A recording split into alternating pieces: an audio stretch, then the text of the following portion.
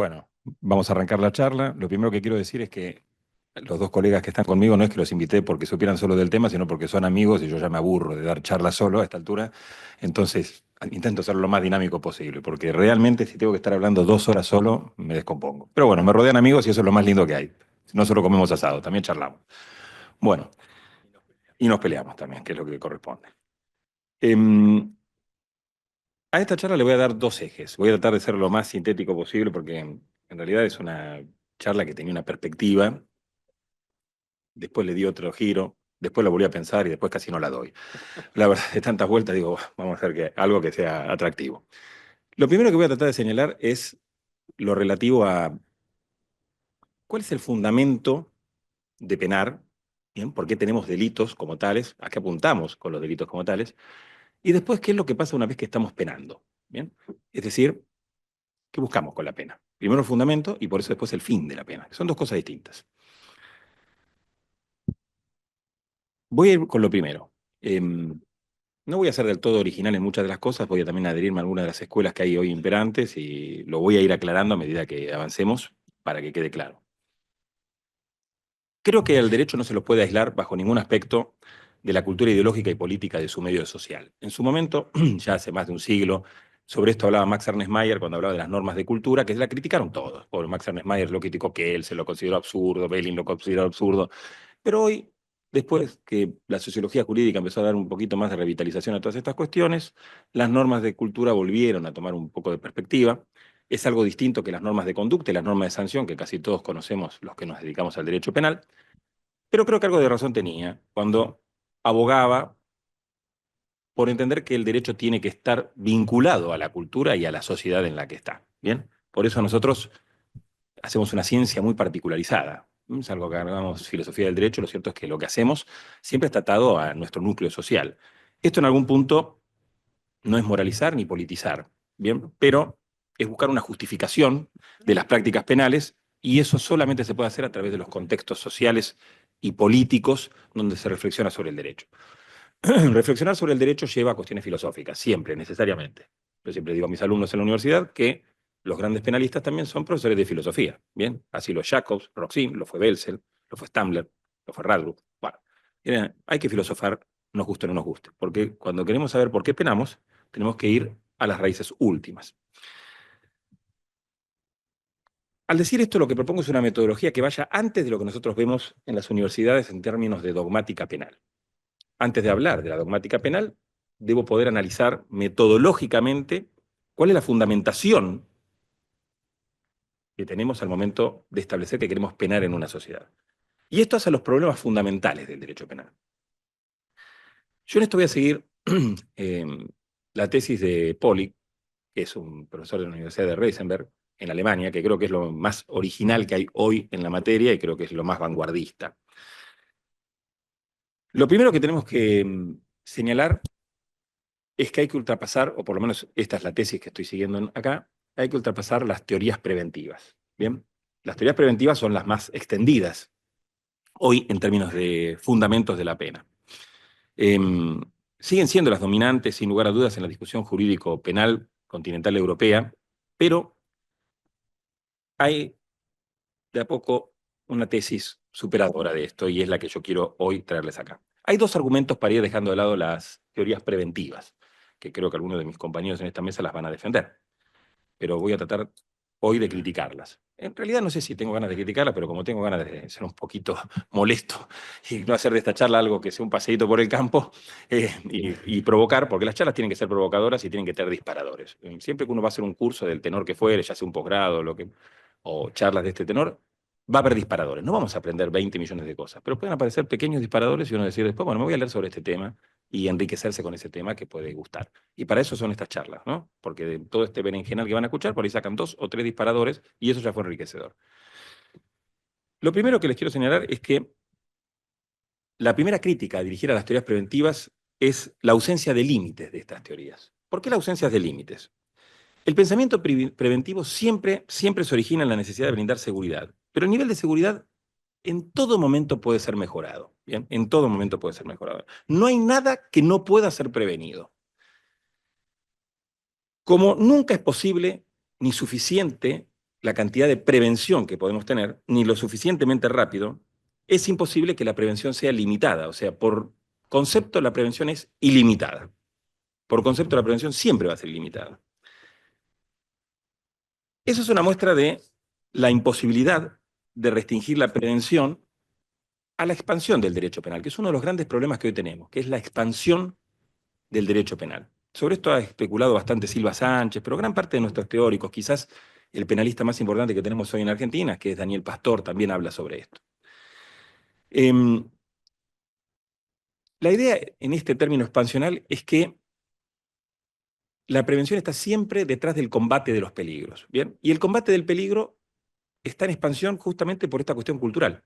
La cultura es continuamente chiclosa y elástica, no es pétrea, más allá de que las temporalidades se van extendiendo de manera lenta, pero siempre se van expandiendo. Consecuentemente, las teorías preventivas también están en expansión y no son sofrenables. Y ese es uno de los problemas. Pero hay otra cuestión también para rebatir a las teorías preventivas. Ojo que en esto que estoy señalando estoy rebatiendo las teorías preventivas en sus 4 ejes, ¿eh? Prevención general positiva, prevención general negativa, prevención especial positiva y prevención especial negativa. Bien, las estoy atacando a todas. Por eso hablo de las teorías prevencionales. La otra cuestión es que las teorías prevencionales apuntan hacia el futuro y por concepto el derecho penal analiza hacia el pasado a través de uno de los elementos de la teoría del delito, que es la reprochabilidad en términos de la culpabilidad penal. Cuando nosotros analizamos la culpabilidad, en su variable más conocida que es la reprochabilidad, esto siempre se vincula al ilícito en términos del autor como concepto pasado. Las teorías prevencionales, en cambio, siempre están apuntando hacia el futuro. Reforzar el derecho, neutralizar al delincuente, resocializar al delincuente o replicar valores en el delincuente, y siempre es hacia el futuro, nunca analizando hacia el pasado. Ni siquiera la teoría preventivo general positiva, que es la que se impuso durante décadas en Alemania en el último tiempo, que es la más extendida en términos de justificación del castigo, está en condiciones de hacer frente a esta crítica. Podría hacer frente a la otra crítica, a lo de la expansión prevencional, diciendo, bueno, sí, estamos para eso, en términos de fundamento de la pena. Pero no tiene manera de rebatir esto. La única particularidad en este sentido es que, a diferencia de otras teorías, la de la prevención general positiva busca persuadir al autor que delinque a partir de un cálculo de utilidad. ¿Bien? Es decir, mantener el orden establecido, en otras palabras, estabilizar la confianza en el ordenamiento jurídico. En esto sigo a Jacobs, ¿no? Jacobs no es el creador de la prevención general positiva, ni mucho menos, pero es el que le ha dado mayor vigor metodológico a la teoría. Más aún, como Jacobs no es ningún estúpido, él ya previó esta cuestión de que la culpabilidad analiza hacia el pasado y las prevenciones están mirando hacia el futuro. Entonces, ¿qué es lo que hace Jacobs? Jacobs, con mucha inteligencia, lo que entiende es que la prevención general positiva se subsume al interior de la culpabilidad. Entonces, tanto una como otra son un cálculo de utilidades. Bien, es decir, que al analizar la culpabilidad necesariamente estamos analizando en términos preventivos generales positivos. ¿Cuál es el problema de esto? El problema de esto es que es un indicador de utilidad también la culpabilidad. Una vez más estamos con un indicador de utilidad que no tiene nada que ver con el delito, ¿bien? Y que es contingente y además el cálculo social de utilidad es variable. Y este es un problema. ¿Qué tesis tendríamos que seguir si es que están de acuerdo con estas críticas que estoy dirigiendo a la teoría preventivo general o preventivo especial? Bueno, yo en esto quiero enrolarme en lo que dice Pauli, que me parece una teoría de la pena bastante interesante. Lo primero que él sostiene es que hay que partir de un tratamiento de igualdad en los ciudadanos. Retengan esto que les digo, ciudadanos, ¿bien? Porque ahora voy a ir con este concepto. Los ciudadanos son sujetos que construyen su propia libertad, están subsumidos en las comunidades, pero además construyen su propia libertad. La tarea del derecho penal, entonces, es permitir que los individuos tengan la posibilidad de ser guías de su propia existencia, ¿bien? Y concretar sus propios planes de vida en tanto que sujetos. En tanto que sujetos. Es decir, todos los ciudadanos tienen la posibilidad de llevar adelante sus planes de vida como sujetos.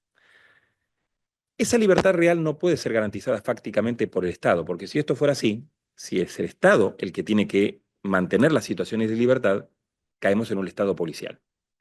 Entonces, en última instancia, la libertad también está en manos del individuo. Bien, hay una justificación del Estado profundamente contractualista en esto. Pauling en esto lo que hace es entender que el ciudadano hay que reivindicarlo en términos de su autodeterminación. Bien. No solo le incumbe un rol de persona responsable ante el derecho, interesada en la protección efectiva de su integridad frente a posibles daños, sino que también tiene un rol de ciudadano responsable frente al derecho penal. Es decir, tiene un doble rol. Bien.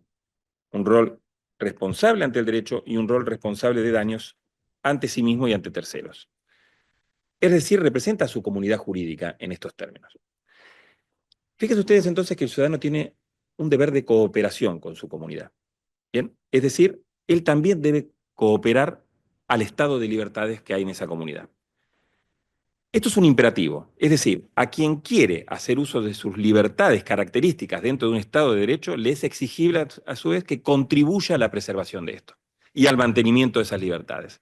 Y acá entonces está la justificación de la pena, que me parece brillante realmente. Ese deber de cooperación es violado con la comisión de un delito. Pero eso no afecta el carácter de ciudadano que tiene el delincuente, que es lo que pasa con Jacobs. ¿Bien? Con Jacobs, cuando alguien comete un delito, pierde la característica de un ciudadano, sobre todo si son delitos graves, y deviene un enemigo del derecho. Para devenir un enemigo interno, algo que voy a ahondar después, es necesario que uno pierda el rol de ciudadano, es decir, que sea un otro. Acá no se es un otro, se sigue siendo un sujeto subsumido dentro de la comunidad, que además es garante de esas libertades. Entonces hay acá una cuestión dialéctica, ¿bien?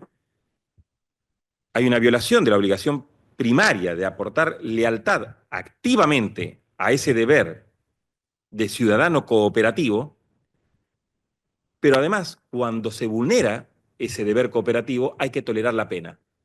Y esa tolerancia de la pena es precisamente a costa de eso que se ha vulnerado. Como hemos incumplido el deber de colaboración, he perdido la posibilidad de disfrutar de la libertad, que es a la que yo estoy coadyuvando. Es decir, yo mismo me hago acreedor de la necesidad de ser penado. Esto es en términos de fundamentos de la pena, lo que creo que hoy tiene más racionalidad en términos justificatorios. Ahora, quiero analizar alguna cuestión relativa a los fines de la pena.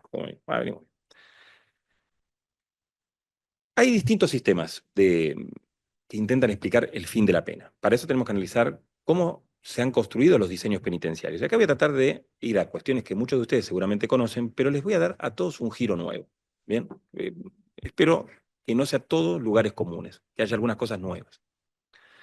El primero es el modelo de cárcel terapéutica, que es el que todos ustedes conocen. Bien, el modelo de cárcel terapéutica es este tipo de cárcel que hunde sus raíces en la ideología positivista y correccionalista de la escuela positiva italiana, bien, o de la New Penology norteamericana, bueno, o de la pena medicinal, o del principio punitur ne peccator, bien, y los ideales de cuáqueros y católicos que había en Estados Unidos. Bueno, todo esto se vincula con la teoría del tratamiento, bien. Este es uno de los modelos. La corrección de los desviados, la progresividad del régimen, la retórica de la rehabilitación a través de la pena privativa de libertad, todo esto son los pilares de la cárcel terapéutica. ¿Cómo se bautizó a esto? Bueno, esto es lo que ustedes conocen como prevención especial positiva. Bien, se presenta ideológicamente como una justificación de la pena que tiene la cara amable de servir de curación al penado. Corrección, rehabilitación de enfermos, de desviados. Esta retórica jamás fue demostrada, nunca cumplió el discurso jurídico su función a través de esta explicación. La verdad es que nunca se ha demostrado que realmente nosotros podamos reproducir valores en los penados. Más aún, se centra en una falacia. Bien, este modelo de cárcel terapéutico se centra en una falacia. Es decir, enseña a vivir privando de la libertad. Enseña a vivir en libertad privando de la libertad. Algo que realmente se da de patadas con la propia lógica, ¿no? Además, cualquier proceso educativo que implica la promoción de la autonomía del individuo, cuando yo quiero replicar valores, presupongo que la persona es autónoma en esos valores, es decir, hacerlo cada vez más responsable de sus actos, lo hago en el contexto de gente que no puede crecer porque está reducida a través de un control penitenciario. Es decir, no hay posibilidad de autocontrol porque justamente lo que hay es un heterocontrol. Entonces difícilmente puede haber una evolución en ese sentido. Además, los procesos educativos deberían vincularse en este sentido al hecho y siempre se vinculan acá a la persona. La mayoría de los jueces de ejecución o jueces de vigilancia, como se les dice en Europa, apuntan a analizar al sujeto que está privado de su libertad en términos de sujeto preso, ya no en términos del hecho que cometieron. Recuerden que nosotros tenemos que sancionar la reprochabilidad, es decir, ¿qué es lo que cometió el sujeto? Bueno, terminamos analizando toda su personalidad ahí. Además, esto estaba profundamente vinculado a la ley de sentencia indeterminada que dejó de existir en Estados Unidos en 1970 y que hoy incluso en el propio Estados Unidos ha sido abandonado en un famoso fallo que es Mistretta contra, contra United States de 1989, donde se sostuvo que la rehabilitación como fin de la pena ya no es más de recibo. El otro ejemplo que tenemos es el modelo de cárcel eficiente. El modelo de cárcel eficiente demuestra que la cárcel, como todas las instituciones, cuando entra en crisis, busca rápidamente algo que reemplace su justificación. Como no hay una legitimación externa para fundamentar la pena, que operen intrasistemáticamente, buscamos la justificación externamente. Entonces ahí caemos en el caso del managerialismo o también la de gestión eficiente del sistema penitenciario, etc. Son todos modelos que buscan el buen funcionamiento penitenciario de la institución carcelaria. Es decir, no buscan ninguna legitimación externa, sino que se ocupan solo de ver que la prisión funcione. ¿Bien? ¿Para qué sirve la cárcel? Porque hace bien lo único que tiene que hacer, es decir, guardar gente y segregarla. Para eso sirve este sistema así justificado. No busca otras finalidades. Tenemos como un tercer modelo que es el modelo de cárcel garantista. Este es el que en algún momento analizó Barata. ¿Bien? El modelo de cárcel garantista tiene un gran problema. Tiene un déficit teórico. Es decir, pretende que existan una serie de justificantes garantistas o de garantías propias de la persona privada de la libertad en un lugar justo donde se trata de una zona de no derecho. ¿Bien? Es decir, es una zona donde estamos privados de todos los derechos, pero pretendemos que los derechos estén instituidos con más fuerza. Algo que puede tener una enorme utilidad política, pero una muy pobre expansión justificatoria. Así que tampoco tiene un fundamento fuerte este tipo de teorías, sino que lo único que sirven es como guía práctica para que empecemos a tomar en serio la necesidad de que los delincuentes, privados de su libertad, tengan derechos y tengan programas descarcelatorios que vayan procurando cada vez más su reinserción social a través de las garantías. El otro modelo es el que pensó Pavarini, que es el modelo de cárcel-guerra. El modelo de cárcel-guerra es muy interesante porque es entender que la prisión es un lugar de conflicto, ¿bien? Es un lugar de guerra. No tiene otra funcionalización de la pena privativa de la libertad que esta. Es una retórica que ve al delincuente como un otro. Hay una neutralización selectiva del delincuente en este término de cuestiones. Bien, entonces rápidamente ve al delincuente como el diferente, el que es un enemigo. Bien, esto tampoco es novedoso, hunde sus raíces en el discurso de Garófalo, bien, de la escuela positiva, que hablaba de la prevención especial negativa, distinta a la otra. El programa de Marburgo Listiano, bien, que hablaba de la inocuización del enemigo, que creó la famosa disciplina de la criminalpolitik. El discurso político amigo-enemigo de Carl Schmitt, que veía en el enemigo el otro, tanto a nivel externo como a nivel interno. ¿Quién era el otro acá? El delincuente. Y esto lo recuperó como concepto de derecho penal del enemigo Jacobs. Bien.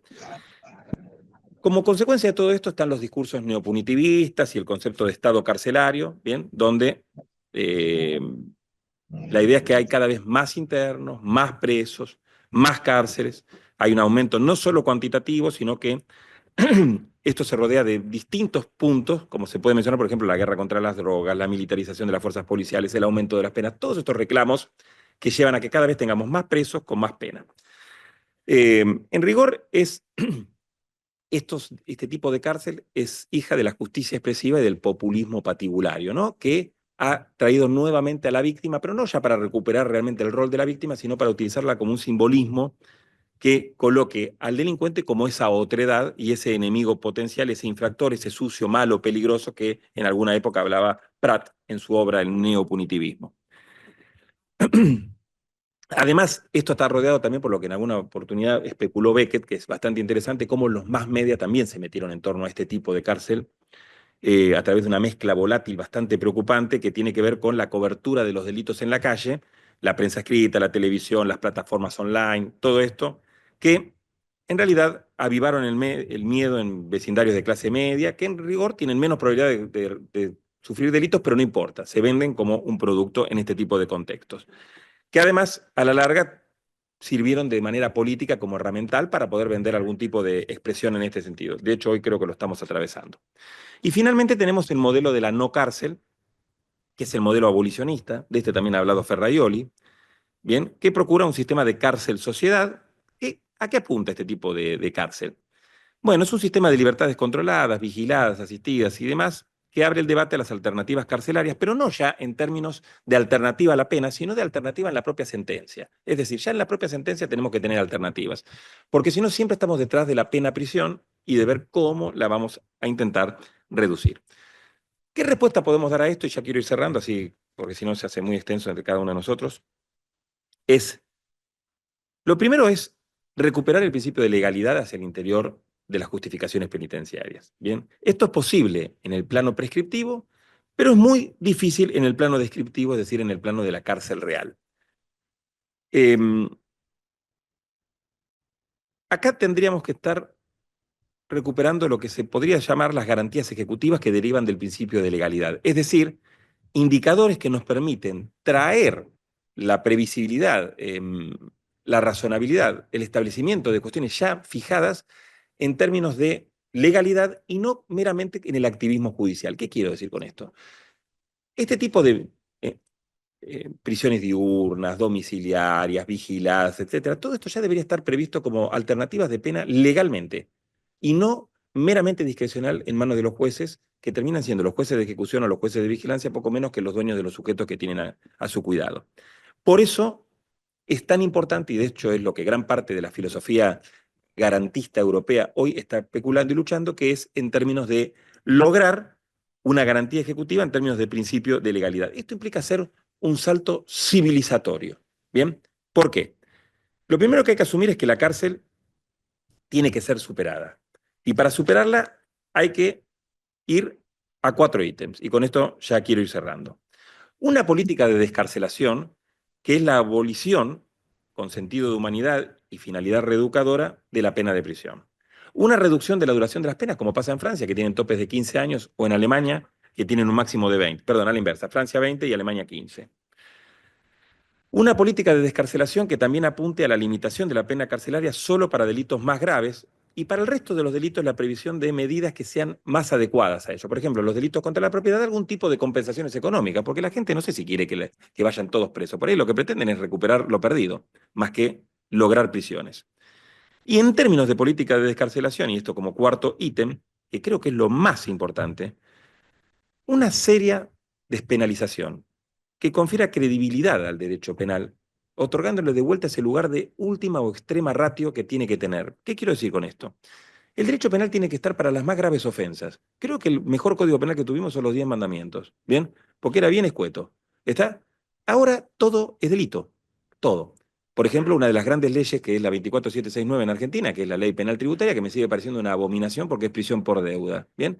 Entonces, no podemos llevar, cuando tenemos otros recuperos para estas cuestiones, que es la 11683, la ley administrativa tributaria, es decir, tenemos mejores soluciones que sea todo penal, ¿bien?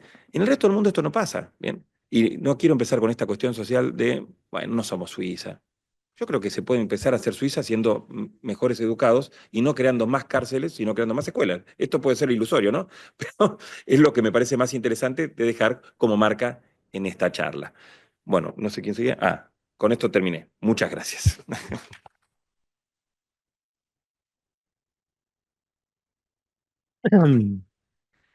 Bueno, antes de comenzar, quiero agradecer a la Comisión del Abogado Senior, así como también al Instituto de Derecho Penal del Colegio de Abogados por la invitación, que como bien señaló acá el amigo Guillermo Pasos Crochito, tiene una doble, si se quiere, gratificación, no solo por venir a este colegio que nos cobijó desde jóvenes cuando recién nos recibimos y empezamos este camino del derecho, pese a que después, bueno, con el tiempo pasamos a formar parte del Ministerio Público.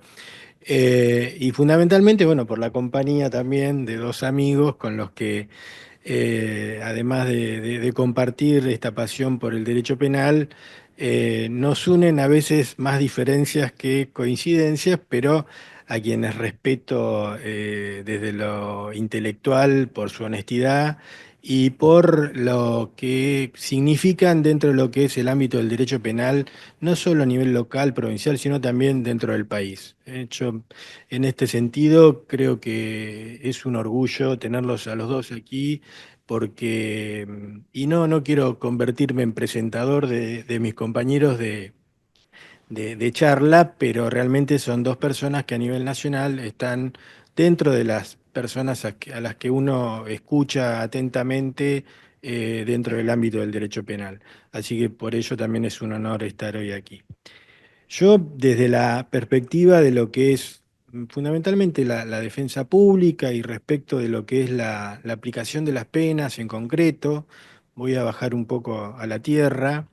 Voy a arrancar un poco con estas teorías que señalaba Guillermo, que son uno de los principales escollos que tienen los jueces al momento de fundamentar o de considerar el fin que tiene una pena, y que es justamente todas las teorías que realmente son de un extremo al otro, desde las absolutas hasta las relativas, pasando por las mixtas.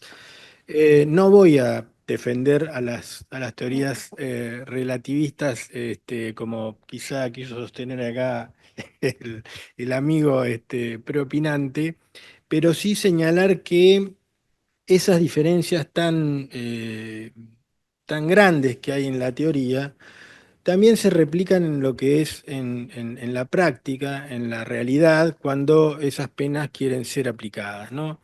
Pues por un lado, así como tenemos las teorías absolutas, en donde no se busca una legitimación de la pena de ella misma, sino que la pena simplemente significa un mal que recibe el delincuente por haber infringido la ley. La realización de un delito tiene como consecuencia indispensable esa reacción del Estado. Dentro de estas podemos distinguir también a las tesis de la retribución, que es la que quizá habla de lo que le corresponde al autor por haber cometido un delito, se lo retribuye con esa pena. La tesis de la reparación, que no tiene que ver con la reparación a la víctima, sino con la reparación de esa voluntad viciada que llevó al delincuente a cometer el delito y por ende debe ser redimida en algún punto a través de la pena. Y las teorías relativas, como bien señaló acá Guillermo, que desde lo que es la prevención general negativa, la prevención general positiva y las prevenciones especiales, teniendo en cuenta que aquí lo que más se busca es, o se concibe la pena como un medio para la obtención de posteriores objetivos. La pena ya no constituye un fin en sí mismo, sino que es un medio de prevención que tiende a impedir que se cometan acciones punibles en el futuro, independientemente de si las consideramos a nivel particular del individuo que cometió un delito y que se le aplica la pena para que el día de mañana no se le ocurra delinquir de nuevo, o si es a modo de prevención general para tener tranquila a la población respecto de que los bienes jurídicos están de alguna manera protegidos y que respecto de terceros que quieran tener alguna injerencia respecto de esos bienes jurídicos, está el Estado en el medio como para prevenir y sancionar en todo caso, en el caso de ser violada la ley. Eh, de las teorías mixtas o eclécticas, podemos decir que toman un poco de cada una, ¿no? Por un lado, las absolutas, en donde se considera así desde el punto de vista eh, ontológico que la pena es una retribución, es una sanción que el delincuente debe soportar por el solo hecho de haber cometido el hecho, y por el otro lado también de las preventivas o relativas toman esta idea de teleológica respecto del fin ulterior de la pena, que en la mayoría de los casos es un fin resocializador. Pero bueno, en conclusión, lo importante acá es que si en un Estado de Derecho el principio general es que las decisiones judiciales deben tener fundamentos explícitos que las hagan susceptibles de ser controladas, no cabe duda la importancia que tiene entonces establecer bases teóricas como para que se pueda guiar ese proceso que le corresponde al juez de determinar una pena, tanto en cuanto al tipo y en cuanto a su extensión. En tal sentido, se expidió no hace mucho, bueno, sí, ya ahora hace bastante, la Corte Suprema de Justicia de la Nación en el caso Casal, en donde se establecieron estas pautas respecto de las sentencias judiciales. Ahora bien, este proceso de determinación de la pena no es ni más ni menos que el acto mediante el cual el juez fija las consecuencias de un delito, ¿no? No se trata acá únicamente de la elección de la clase y monto de la pena, sino también de cuestiones relacionadas con el modo de ejecución de la misma, con el cumplimiento en un establecimiento determinado, con ciertas condiciones que se le imponen para ese cumplimiento, el pago de indemnizaciones de daños en el caso que cupiere esto, o la forma de pago de la multa, entre otras. Se trata entonces de un acto, como vemos, complejo, en donde se debe dar cumplimiento a diferentes funciones de la reacción penal estatal frente a la comisión del hecho punible. Si nos remontamos a los orígenes de la fundamentación de la pena y el modo de la aplicación, podemos decir que desde la etapa imperial del derecho romano, pasando por algunos periodos o interregnos ahí como el de Justiniano, siguiendo por lo que fue la Edad Media y llegando hasta el dictado de los modernos códigos penales. Podemos decir que las penas, incluidas la de muerte, siempre quedaron al arbitrio del juez. Inclusive en el siglo XVIII o hasta el siglo XVIII se observó en algunas constituciones piamontesas que el juez podía imponer penas inclusive por afuera de la ley o transformar aquellas penas pecuniarias en penas corporales, ¿no? De azotes, etc. Este despotismo de los jueces fue el que dio origen a una batalla, si se quiere, ilustrada por la reforma penal, pero ese furor terminó por llevarnos al otro extremo, ¿no?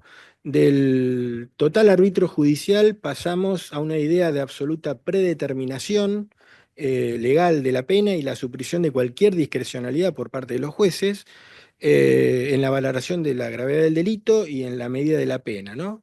Esta idea fue acogida por el Código Penal francés de 1791, que disponía para cada delito una pena fija e invariable, sin posibilidad o sin permitir al juez la aplicación de otra pena o de agravarla en base al hecho en concreto y al, digamos, el subjetivismo o el dolo por parte del autor. Eh, Esta tendencia, por suerte, se modificó con el Código Napoleónico de 1810 y de todos los códigos sucesivos que establecen hoy máximos y mínimos respecto de una pena para cada uno de los delitos, en donde el juez puede optar entre ese abanico de opciones cuál es la que tiene que aplicar al caso concreto.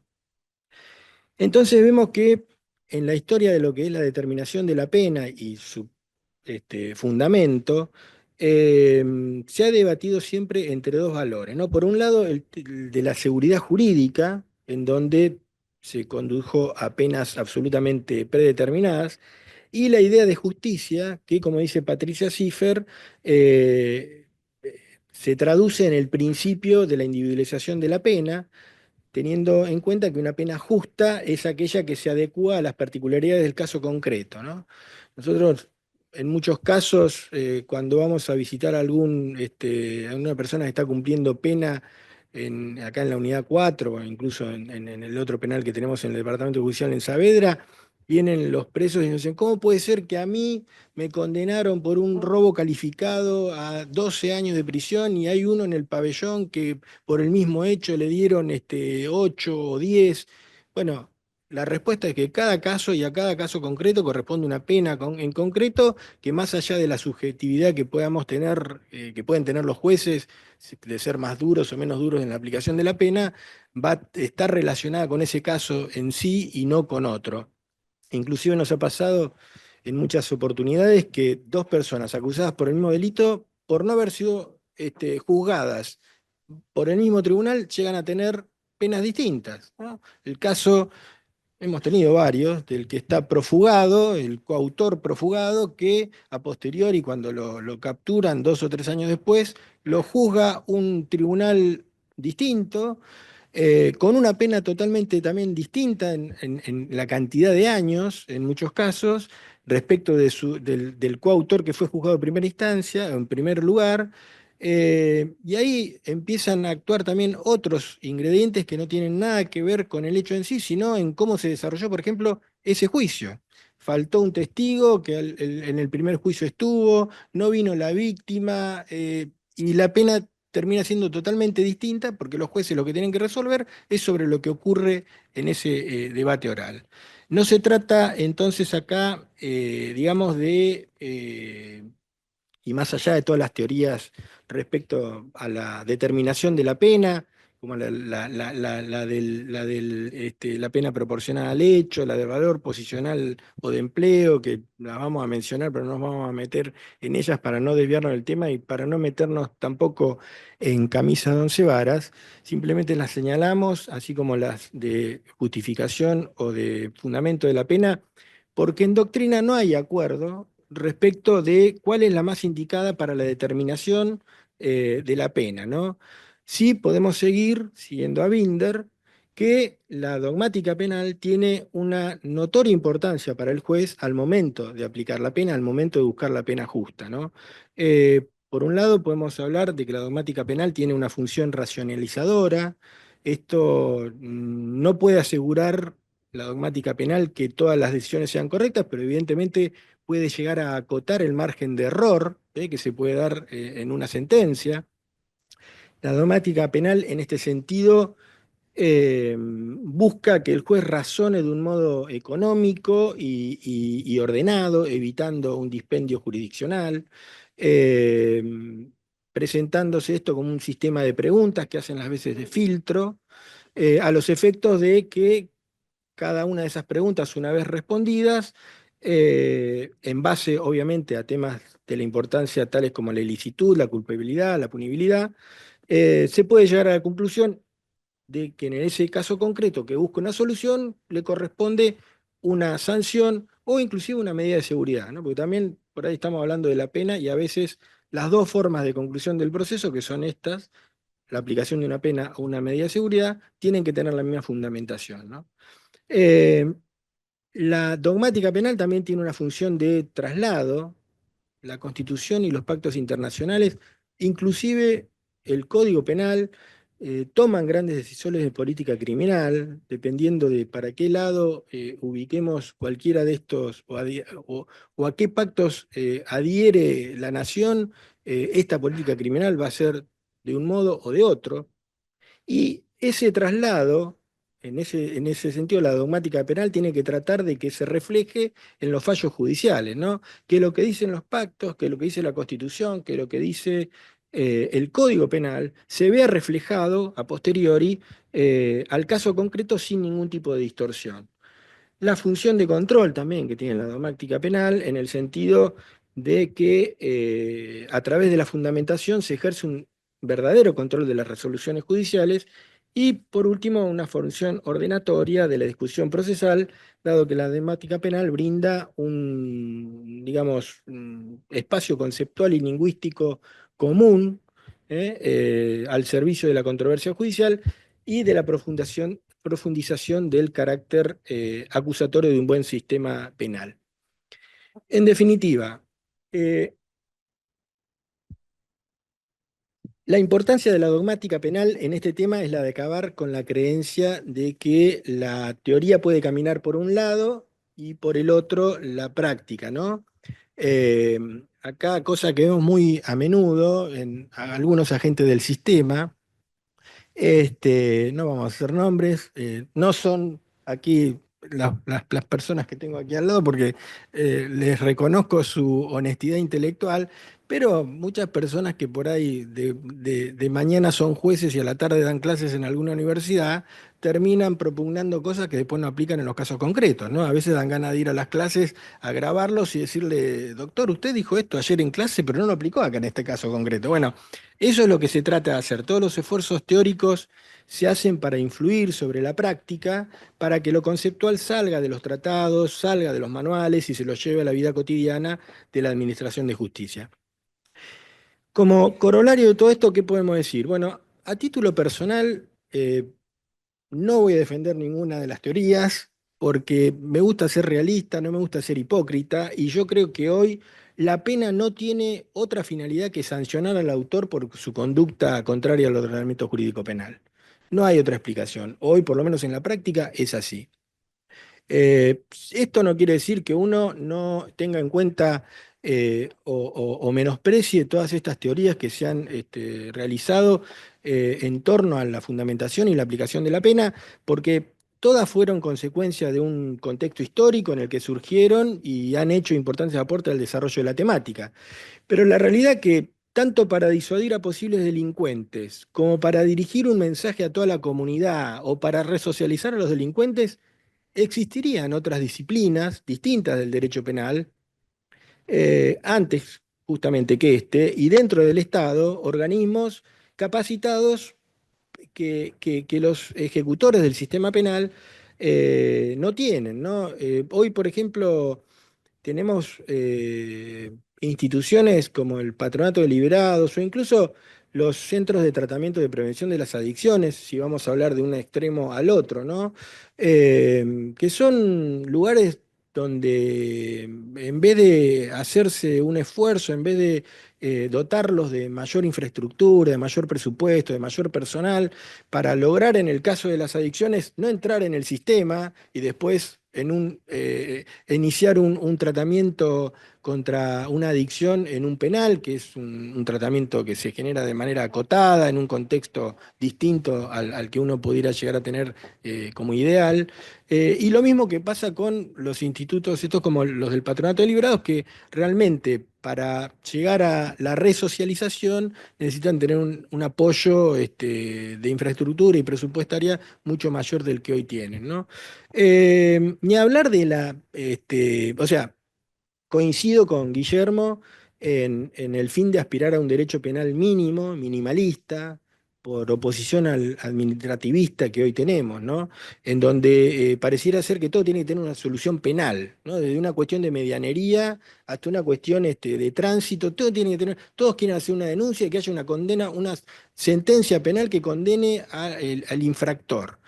No sé cómo llegamos a este punto, pero hoy estamos en esa situación.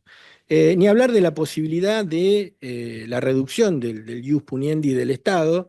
No estoy a favor del abolicionismo, doctor Fernández, como me dice usted siempre, pero sí respecto de una maximización, se quiere un mayor desarrollo del derecho administrativo sancionador, como sostiene Mayer, en donde el derecho penal quede en definitiva para la sanción de los casos graves. Hay algunas provincias que están en ese camino, Neuquén, que tienen estos sistemas procesales de cuarta generación, como se los llama, en donde están tratando de dejar, qué sé yo, el hurto de una bicicleta, de un celular, para que se solucione por otra vía que no sea la penal y se dedicarse a los delitos graves, ¿no? A los delitos contra la integridad sexual, delitos contra la vida, etcétera. Eh, Incluso podríamos decir que cuando el derecho penal se ha puesto a realizar cometidos preventivos, ha fracasado estrepitosamente. Yo siempre pongo el ejemplo del estado de Texas, ¿no? Que es el estado de Estados Unidos que más cantidad de veces ha aplicado la pena de muerte en caso de homicidio. Pero paradójicamente es el estado que tiene mayor cantidad de homicidios por cantidad de habitantes. Y no tiene que ver con la pena que se aplica, porque imagínense, es la pena capital, sino con otras cuestiones como por ejemplo el fácil acceso que se tiene a las armas, donde uno va a un Walmart y compra un pollo y una AK-47 y pasa por la caja, o como cuando uno va y abre una cuenta en un banco y le ofrecen un catálogo, mire, como es un cliente nuevo, le ofrecemos de este catálogo, puede llevar el arma que quiera. Me parece que entonces, más que centrarnos en lo que es la aplicación de la pena como prevención del delito, tenemos que ver otras circunstancias que rodean a esa tendencia a cometer determinados delitos, ¿no? Sobre todo graves como lo es un homicidio. Tampoco creo que la conciencia social, la conciencia de los individuos, de las normas por la aplicación de una sanción, se vea mejorada. Si uno sale a la calle hoy, en la provincia de Buenos Aires, y le pregunta a cualquier persona, le va a decir, ¿cómo ve la seguridad? ¿Mejor o peor que hace 5 años? Y le van a decir peor. No creo que haya una sola persona que le diga que está mejor. Pese a que los índices, y acá el doctor Fernández no sé si me va a desmentir, han bajado respecto, por ejemplo, de los homicidios.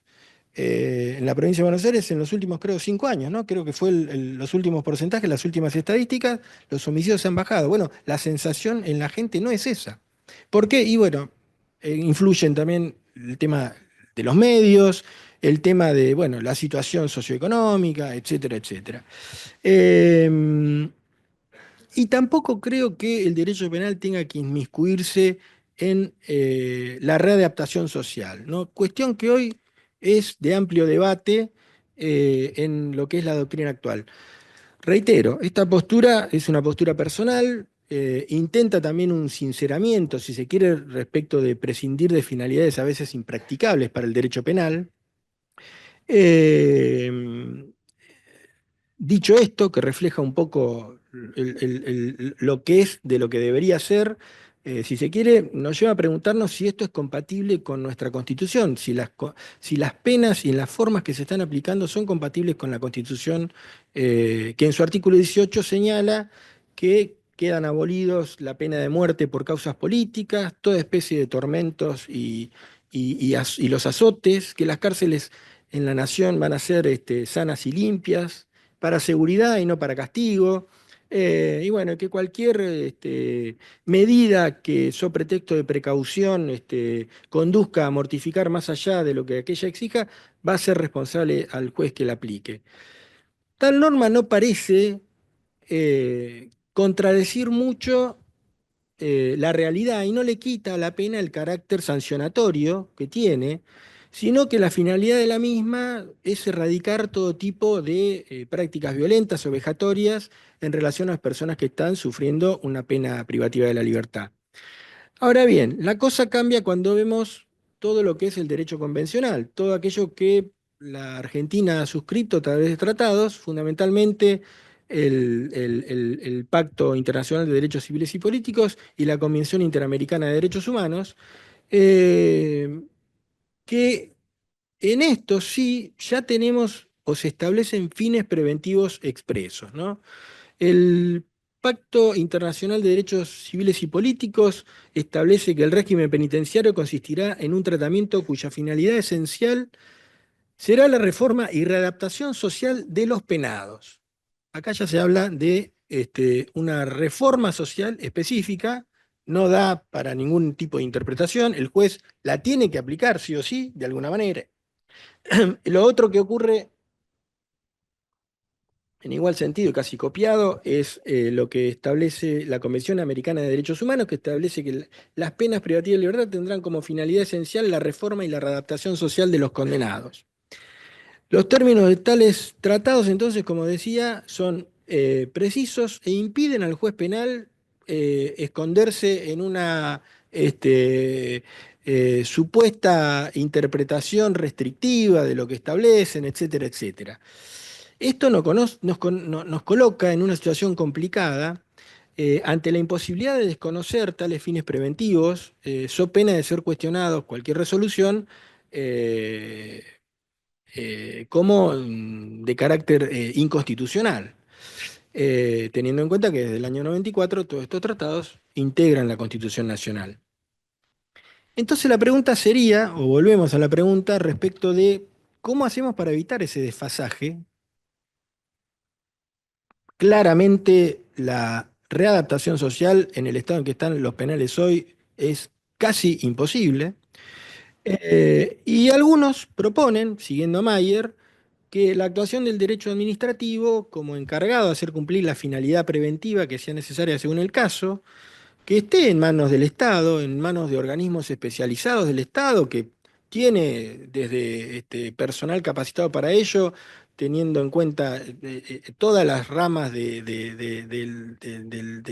derecho y de incluso las ramas de la medicina, etcétera, desde trabajadores sociales, sociólogos, comunicadores sociales, médicos, psiquiatras, psicólogos como para cumplir con esas finalidades preventivas, tanto generales como especiales, mientras que el derecho penal debería ocuparse simplemente de sancionar y hasta ahí llegar, ¿no? Porque es como que le estamos pidiendo algo más al derecho penal que en la práctica no puede dar, o no lo da, por lo menos. De esta manera también se evitaría entonces que nuestro país pudiera llegar a ser sancionado por el incumplimiento de dichos tratados. Esto nos lleva a otro tema delicado y que tiene que ver con la fundamentación de la pena, que es el fundamento que tiene una pena cuando se sanciona a una persona en un juicio y cómo puede cambiar a través de las condiciones del cumplimiento de esa pena. Las condiciones de detención y su incidencia en la pena, en su cómputo, nos llevan a ver que desde la emergencia penitenciaria declarada por el Ministerio de Justicia de la Nación en marzo del 2019, que da cuenta de que las cárceles argentinas atraviesan una situación crítica, en dichos documentos se identificó algunas leyes como las causales de este agravamiento con un diagnóstico tremendo, que es que a medida que pase el tiempo la situación no va a mejorar, sino que va a empeorar. Ni hablar de lo que ocurre en la provincia de Buenos Aires, en donde arrancamos con un fallo Berbisky del año 2005, en donde se señalaba por parte de la Corte Suprema de Justicia de la Nación a la Suprema Corte de la provincia de Buenos Aires que se fijara que el cupo estaba superando el 23%, 24% de la capacidad total de alojamiento de personas privadas de la libertad en la provincia.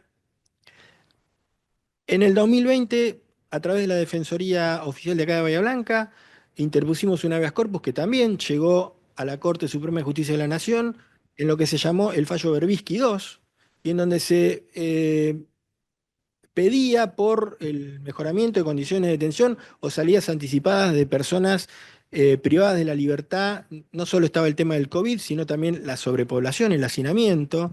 Ya estábamos hablando ahí de un 100% de, o sea, se había duplicado la capacidad. Estábamos hablando de 50.000, 52.000 personas detenidas cuando teníamos una capacidad de 24.000.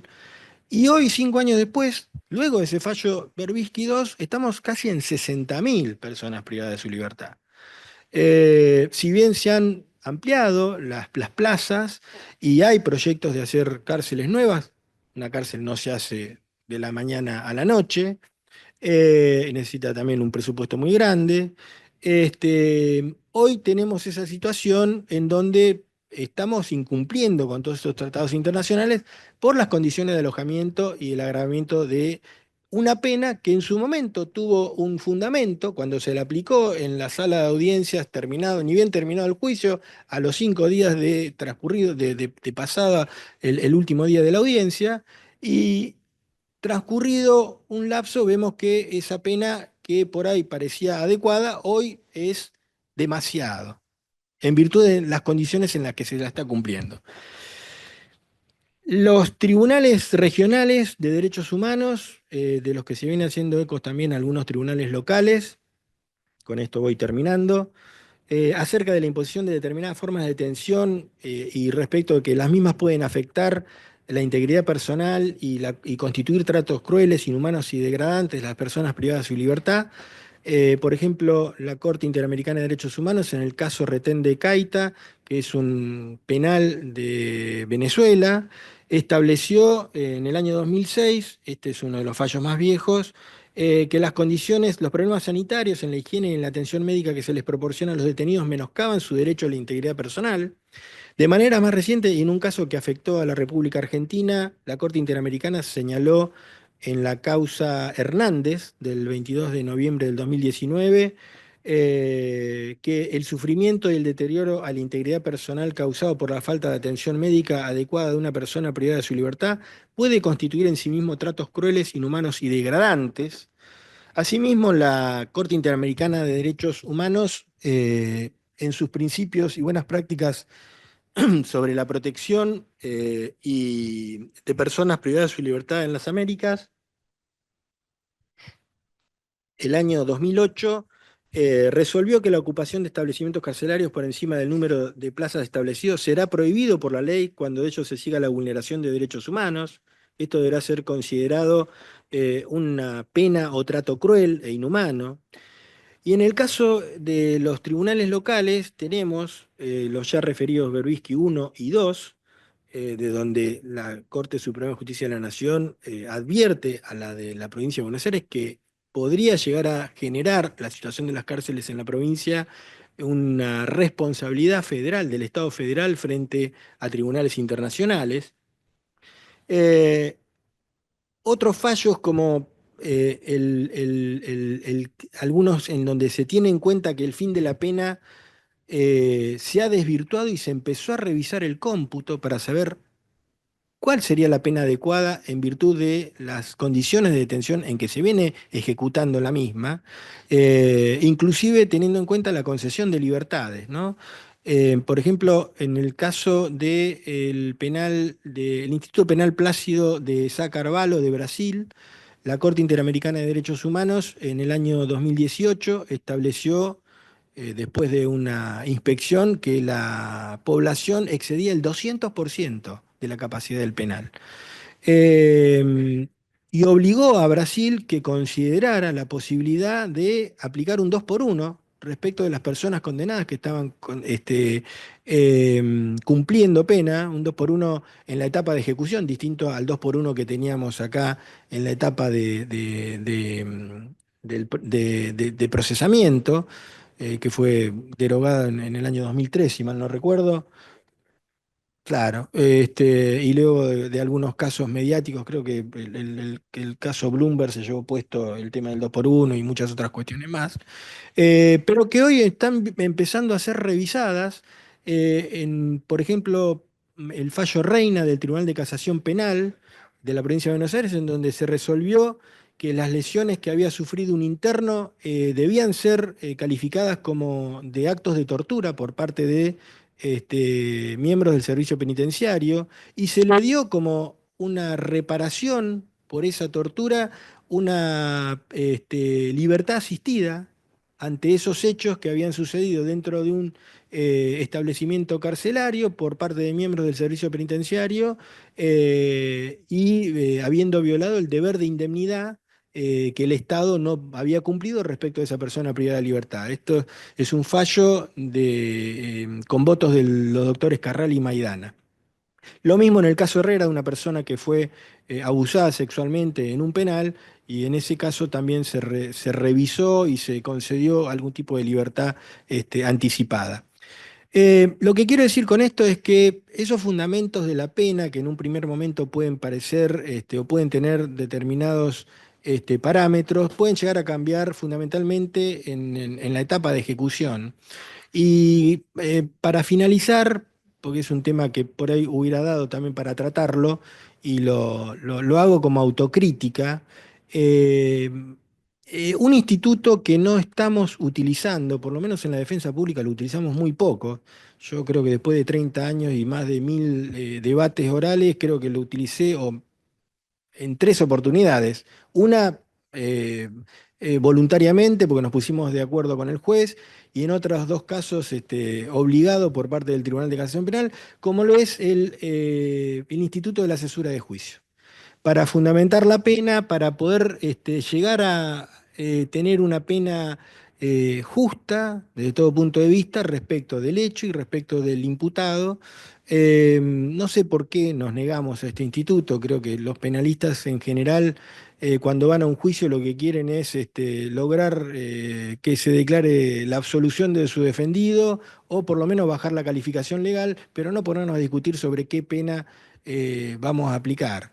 En el caso de las veces que me tocó intervenir en una cesura de juicio obligatoria, por así decirlo, fue un caso en donde en casación se revocó una absolución y como acorde a su costumbre que viene ya sosteniendo de varios años, reenvió la causa a un tribunal, nuevo tribunal hábil para que se dictara una pena al respecto. Ahí la verdad que nos falta práctica en todo lo que es la discusión de la fundamentación de una pena, y en donde se puede echar mano de determinados recursos, como son informes socioambientales, psicológicos, etcétera, e inclusive hasta de concepto, como para poder acercar la pena o, digamos, a lo ideal posible respecto del caso concreto. Bueno, perdón por la extensión, muchas gracias.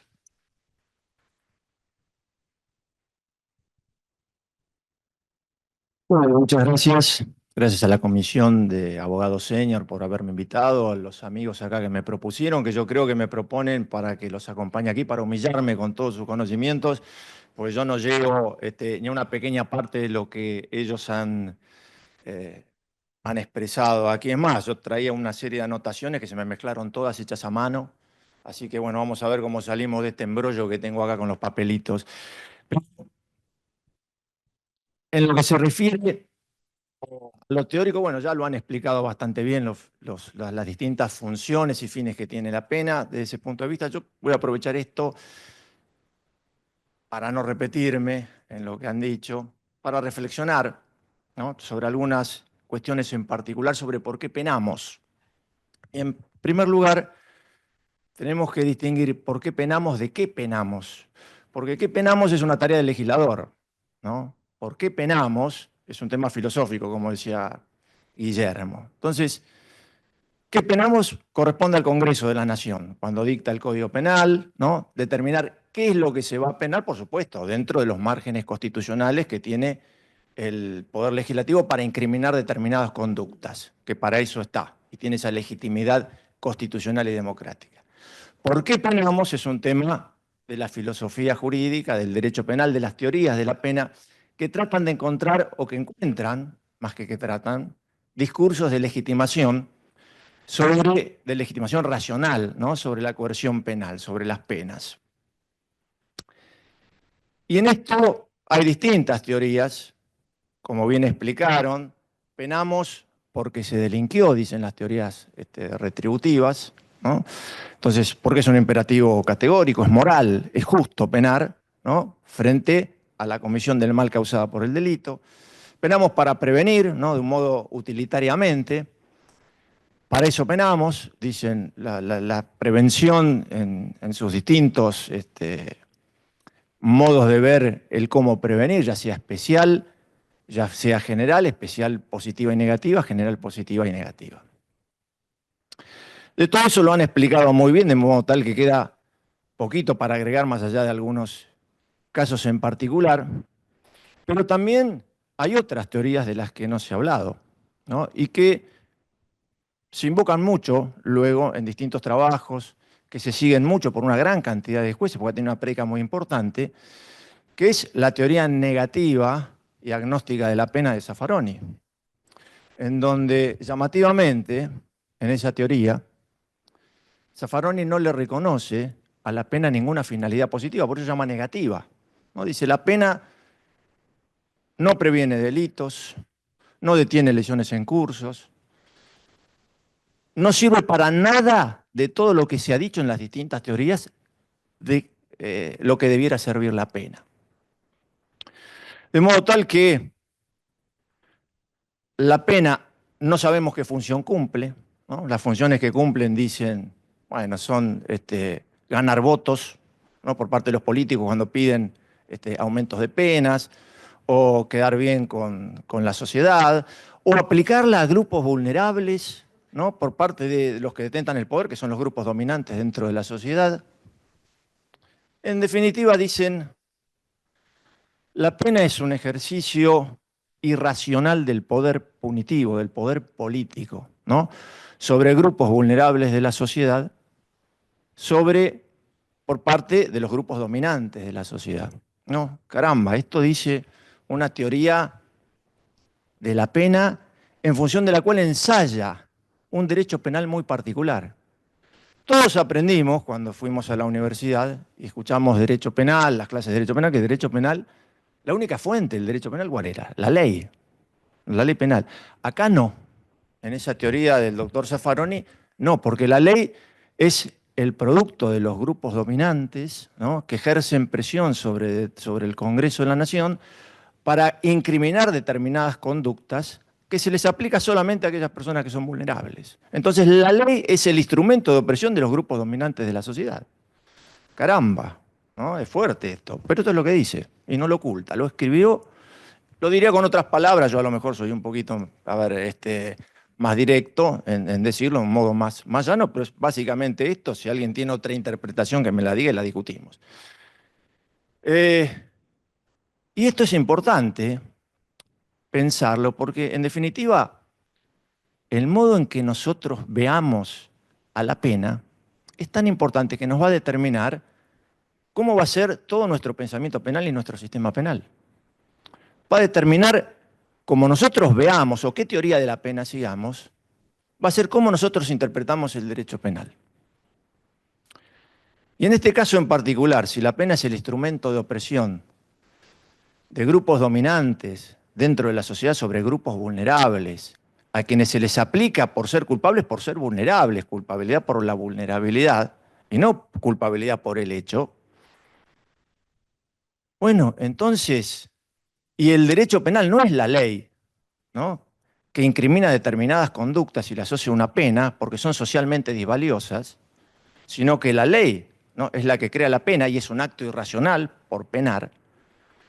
Bueno, entonces, nuestro derecho penal, en realidad, va a ser un sistema de excusas o de pretextos para no aplicar la ley penal.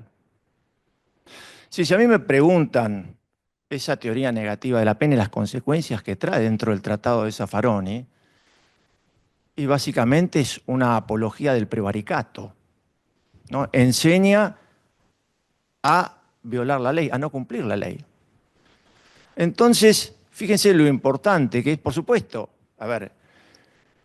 él dice que el derecho penal no es la ley, como aprendimos todos, ¿no?, en Penal 1 cuando cursamos en la universidad, sino que el derecho penal es la labor de las agencias judiciales que se legitima porque tienden a acotar, a reducir y a no aplicar cuando pueden las penas que estableció el Congreso de la Nación. Bueno, tenemos un problema porque elevamos a la categoría de derecho penal allí una sociología crítica. Y es importante poder distinguir qué es sociología, que está bárbaro desde el punto de vista sociológico. Me encanta lo que dice Zaffaroni, me encanta, pero es sociología. Ahora, cuando se pretende elevar a derecho penal una sociología crítica, ahí ya tenemos un problema, porque ya el derecho penal no es, dentro de esa teoría de la pena, no es lo que dice la ley, no es la ley penal, es lo que dicen los jueces.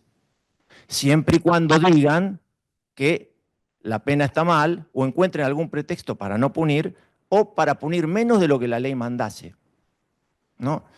Entonces, tenemos un problema serio porque esta doctrina, o esta teoría, mejor dicho, se presenta como algo progresista, algo como que protege a los pobres, a los vulnerables, frente a los poderosos. Ahora, yo les pregunto una cosa, y esto para que lo pensemos en voz alta.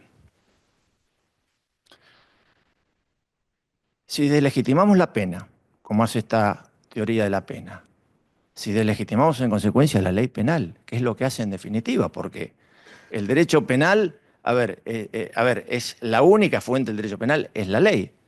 Entonces deslegitimamos la ley también.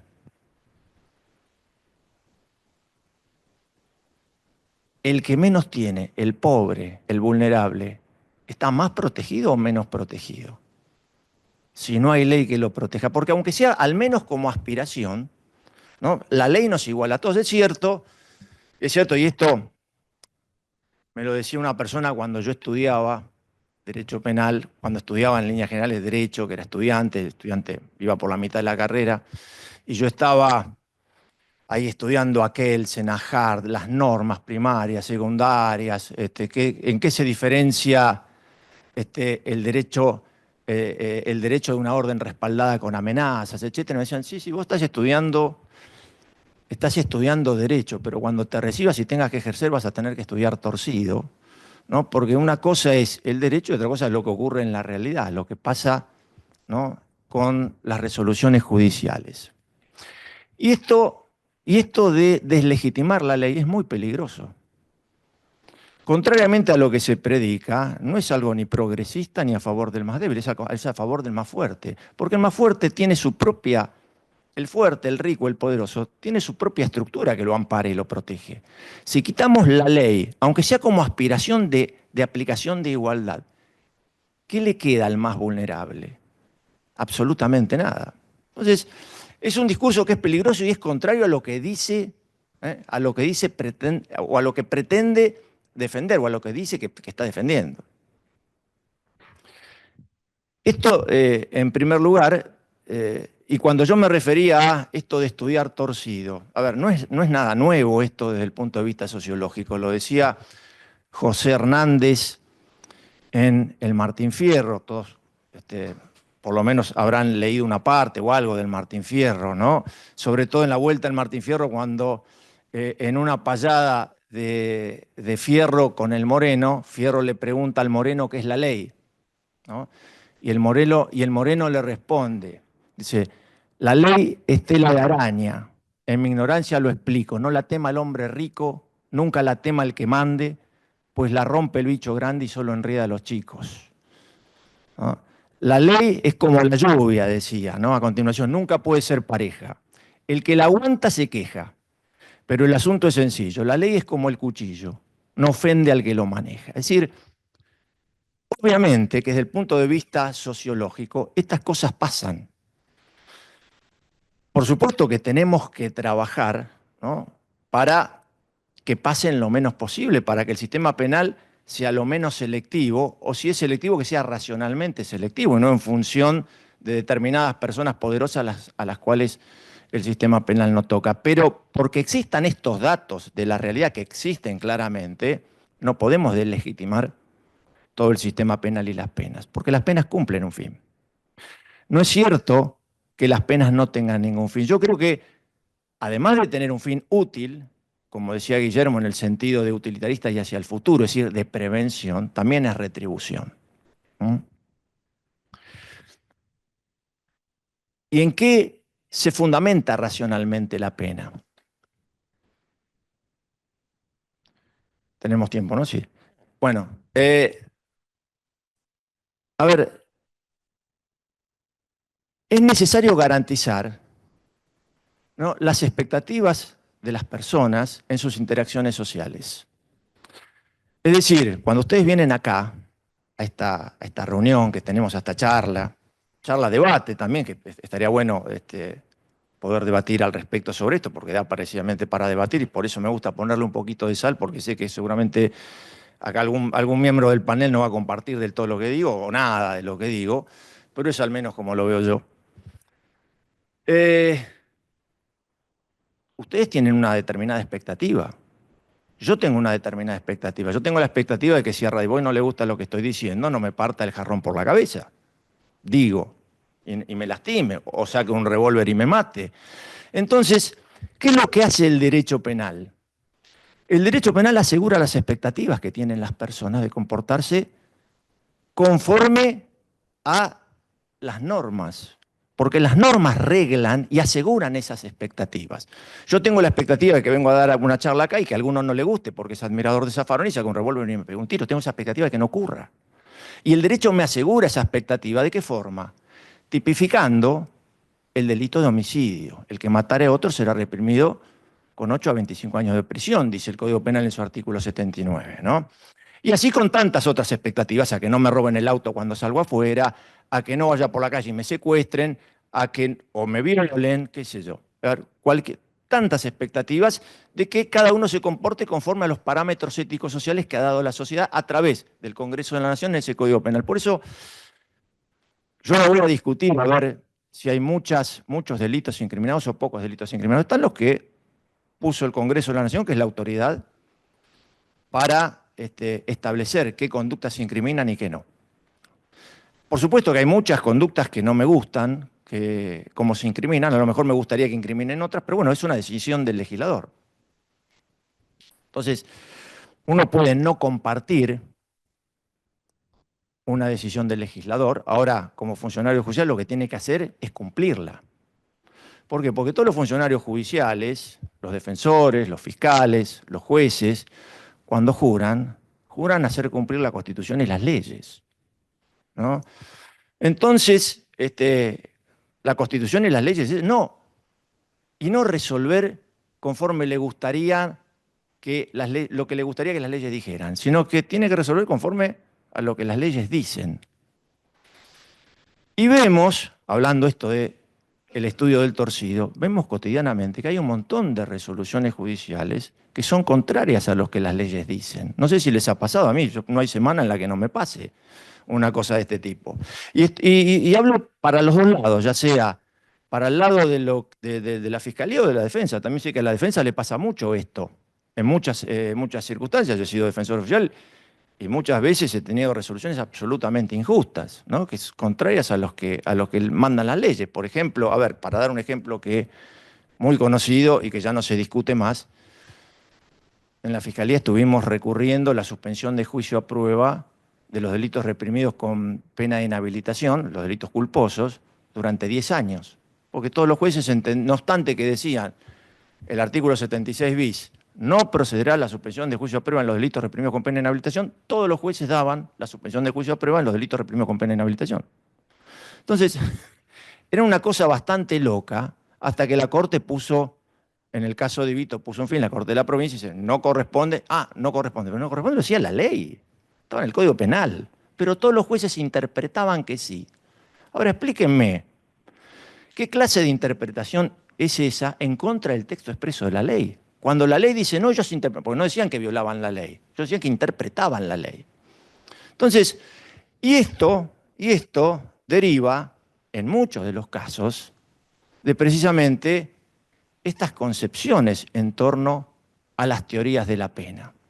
¿No? Porque claro, no querían penar, en realidad no les gustaba la solución que daba la ley, que era avanzar con el juicio y eventualmente en un homicidio culposo tener una pena, o unas lesiones culposas tener una pena. Pero no les gustaba esa solución. Entonces resolvían distinto a lo que la ley mandaba, ¿no? Incumpliendo el deber funcional, ¿no?, de aplicar las leyes, porque la ley decía otra cosa. Ahora bien,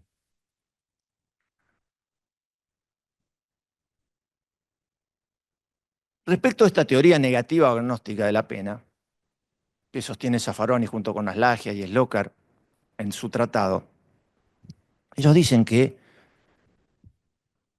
las penas no previenen. No previenen, pero no es que no previenen en los casos chiquitos, como decía Radivoy, que a lo mejor es conveniente eso no penarlo. Yo podemos estar de acuerdo en que hay muchos delitos que no debieran estar incriminados con pena, ¿no? Pero bueno, es una decisión que a mí me excede, ¿no?, y que corresponde al órgano legislativo. Pero ellos dicen que no previenen nunca, bajo ningún punto de vista, que las penas no previenen, absoluto y en ningún caso.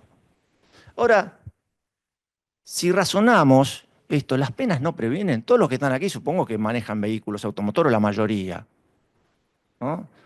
Cuando ven un cartel que dice radar vigila, ¿qué hacen?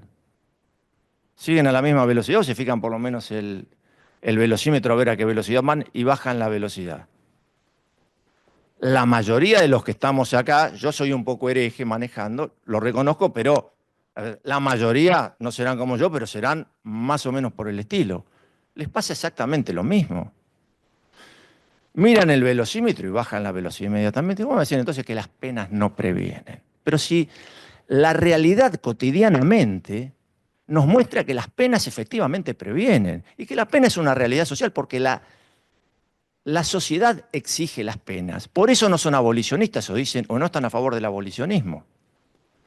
¿Por qué? Porque dicen, no, el abolicionismo en realidad, dice Zaffaroni, es para otro tipo de sociedad para la cual no estamos preparados. Entonces, la solución que deben dar los juristas es acotar en todo lo posible y en tanto la sociedad tolere, ¿no?, esa reducción o la no aplicación de penas. Es decir, perdón, ¿aplicamos penas en función de lo que tolere o no tolere o hasta tanto tolere la sociedad? Entonces, si la sociedad no tolera liberar a un inocente, lo condenamos porque la sociedad no lo tolera.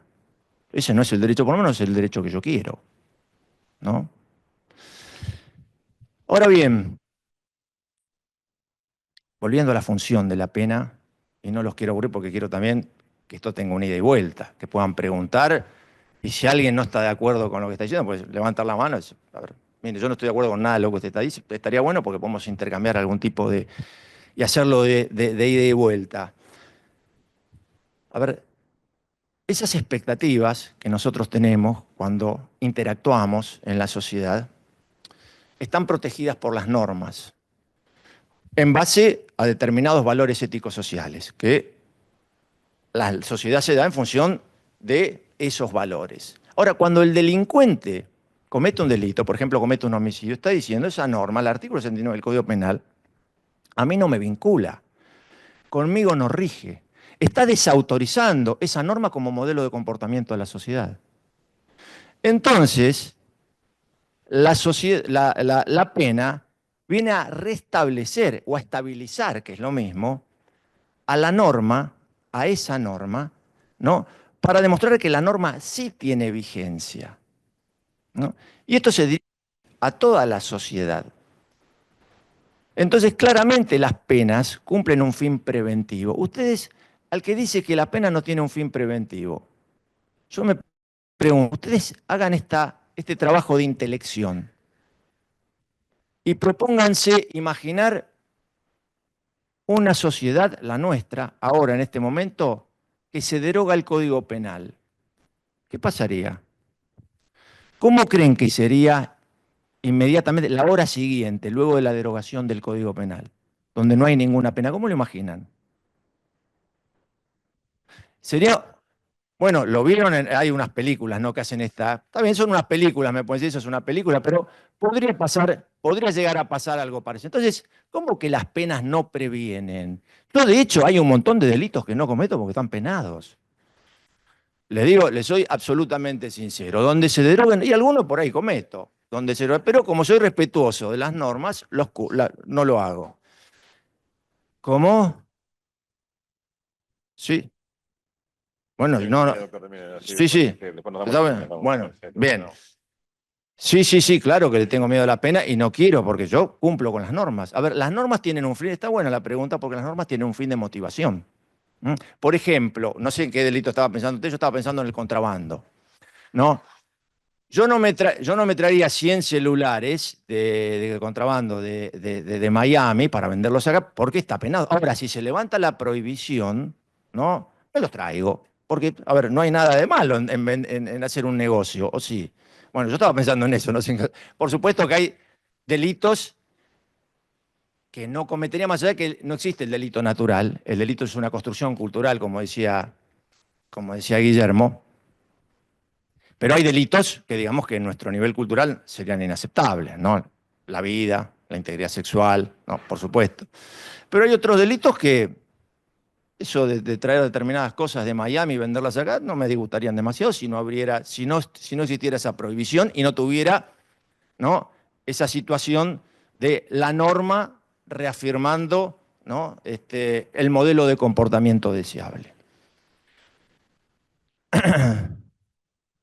Por eso, el argumento de la teoría agnóstica de la pena, de que la pena, agnóstica y negativa, de que no le asigna ninguna función, de que la pena es un mal, que se agrega otro mal y que se suman males, así como decía Mahatma Gandhi, ¿no?, ojo por ojo y el mundo se queda ciego. No es cierto. Es falso. La pena, tanto el delito como la pena, tienen un sentido, no es solo la causación de un mal. Cuando el delincuente comete un delito, cuando un homicida mata a una persona, no solo está causando un mal, está diciendo que la norma del artículo 79 del Código Penal no le rige. Está desautorizando a la norma que tutela las expectativas sociales en las interacciones sociales.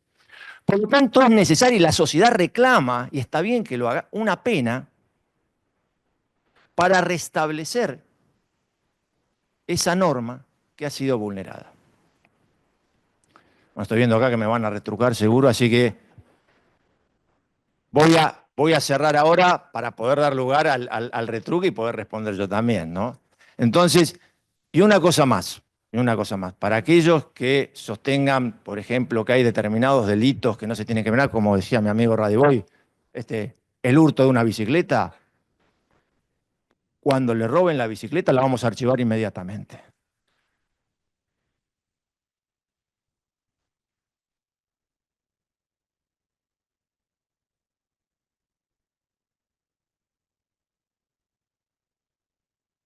Entonces, si alguno quiere hacer alguna pregunta.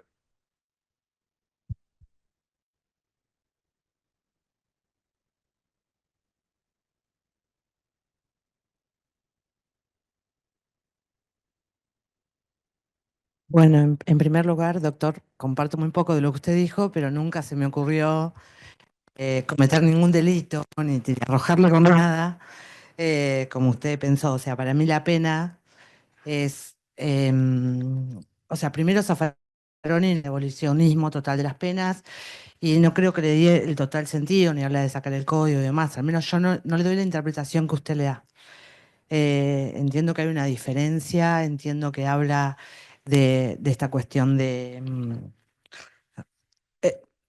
sí, bueno.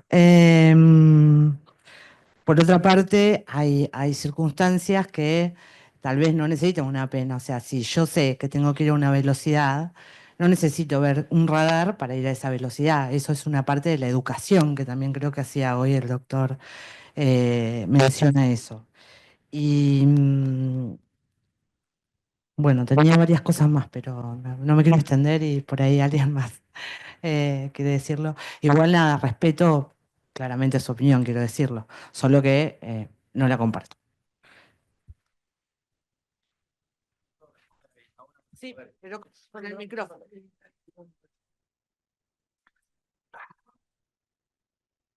Discúlpame, a ver, lo que dice Zaffaroni, lo dice Zaffaroni, no lo hago yo. Si algo conoce Zaffaroni es mentor, y en esto yo le doy la derecha porque él lo dice. La pena es un acto irracional, en todos los casos dice, es un acto irracional. Y por lo tanto, él concibe a las agencias policiales que ejercen el poder punitivo entre la sociedad, enfrentadas las agencias judiciales que ejercen el poder jurígeno dentro de la ciudad, que es los jueces, básicamente, que son los que deciden el derecho. Y dice que, como la pena es irracional, la labor de los jueces que acotan y limitan la pena más allá de lo que dice la ley, es decir, que no aplican la ley como la ley establece y que la reducen y si es posible no la aplican, se fundamenta en la racionalidad frente a la irracionalidad del otro. El derecho penal de Zaffaroni no es un derecho que derive del Código Penal, es un derecho que deriva de la labor de los juristas. No lo digo yo, lo dice Zaffaroni. Entonces, claramente Zaffaroni legitima las penas y la ley penal. ¿Por qué? Porque la ley penal es la que establece la pena. Si todas las penas son un hecho irracional, un hecho producto de las agencias punitivas, ¿no?, que ejercen su influencia dentro del Congreso y la ley es la herramienta de opresión de grupos dominantes dentro de la sociedad, sobre que se aplique sobre grupos vulnerables, está claro que está delegitimando la pena y delegitimando la ley. Por supuesto que él no se pronuncia abolicionista porque dice que la sociedad no está en condiciones de soportar el abolicionismo. Y por lo tanto lo que él propone es que los jueces, los fiscales, sean una suerte de virus, esto lo digo yo con mis palabras, dentro del sistema, obstaculizando y poniéndole palos en la rueda para que no se pueda aplicar en todos sus términos la ley penal porque es irracional la ley penal. Esto es lo que dice Zaffaroni. Con mis palabras, por supuesto, yo se lo explico. Si quiere le traigo la frase textual, a ver si encuentro otra interpretación, pero es así. Ahora, Después, bueno, no sabe lo que se pierde, un montón de cosas. Yo esperaría a que se deroguen algunos delitos y a lo mejor cuando ya no exista más el contrabando me traeré algún negocito desde Miami, ¿no? Que no tengo inconveniente en eso. No, yo comparto acá con la doctora que Zaffaroni no tiene esa postura abolicionista, de hecho es impracticable, y donde ha ocurrido, qué sé yo, en el lejano oeste o en algún lugar de China previo a la revolución de Mao, en donde, por ejemplo, en una semana hubo tantos alcaldes como cantidad de balas tenía el que podía soportar los embates de los contrarios. Pero sí es cierto que, y esto también lo sostiene Zaffaroni, los sistemas penales, las políticas criminales están orientadas a determinadas franjas de la sociedad. No por nada, si miramos cualquier cárcel del mundo, va a estar llena de personas jóvenes y pobres. En ese sentido, también recuerdo cuando en alguna oportunidad fuimos a rendir con el doctor Fernández para el Fuero Federal, eh, se nos ocurrió buscar condenas por evasión de los tribunales locales. No había ninguna. Todas con suspensión de juicio a prueba, por juicios millonarios.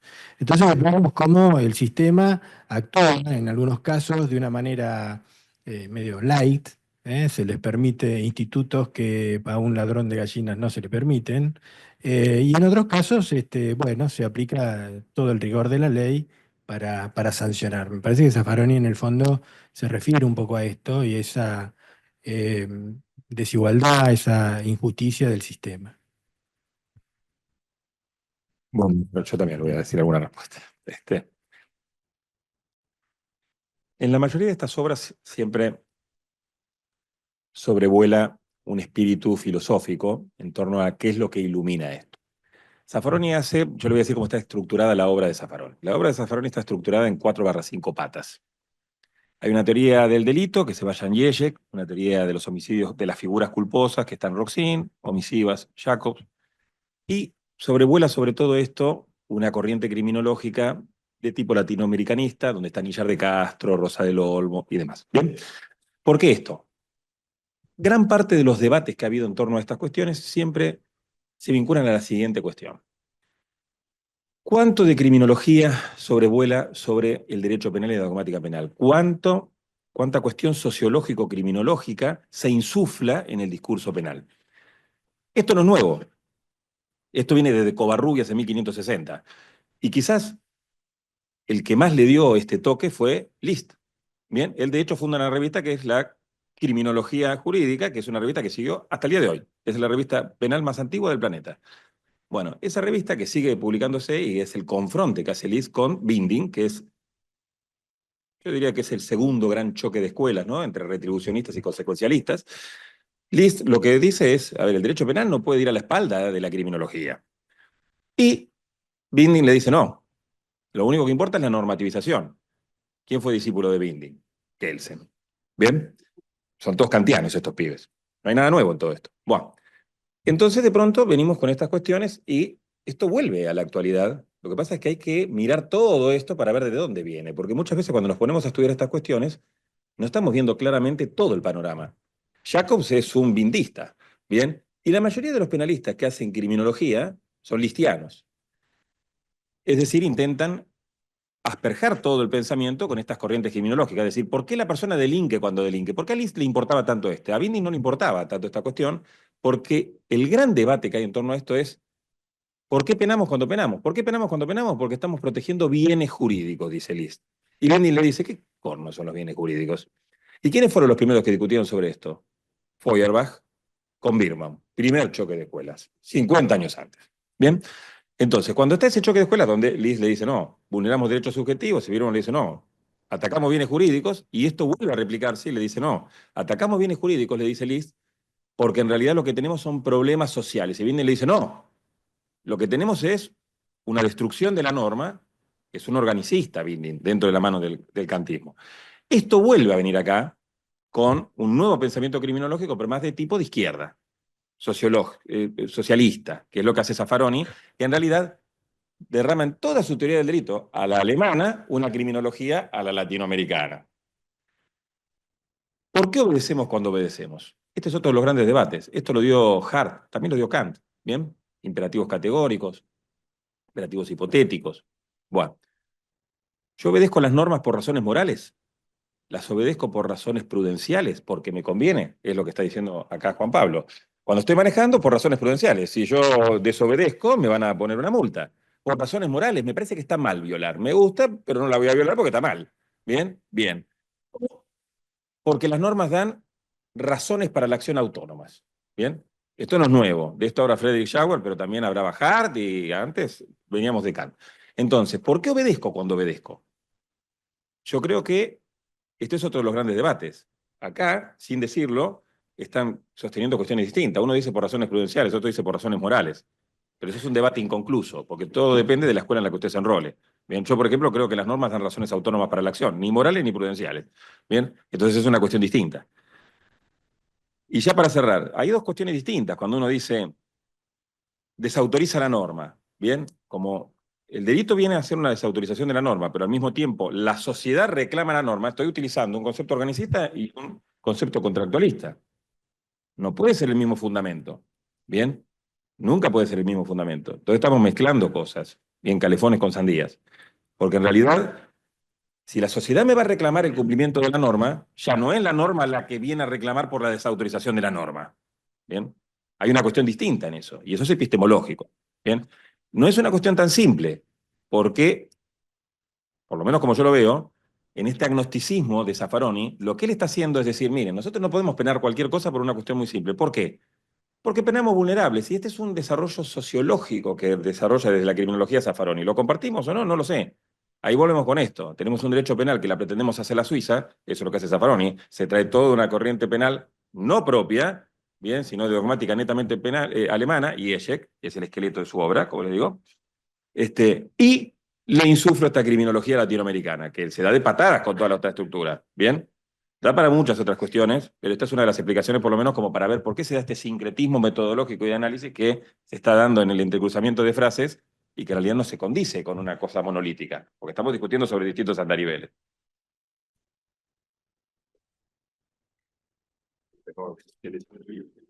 No sé si alguien más quiere hacerle alguna pregunta a los doctores o algo que acotar.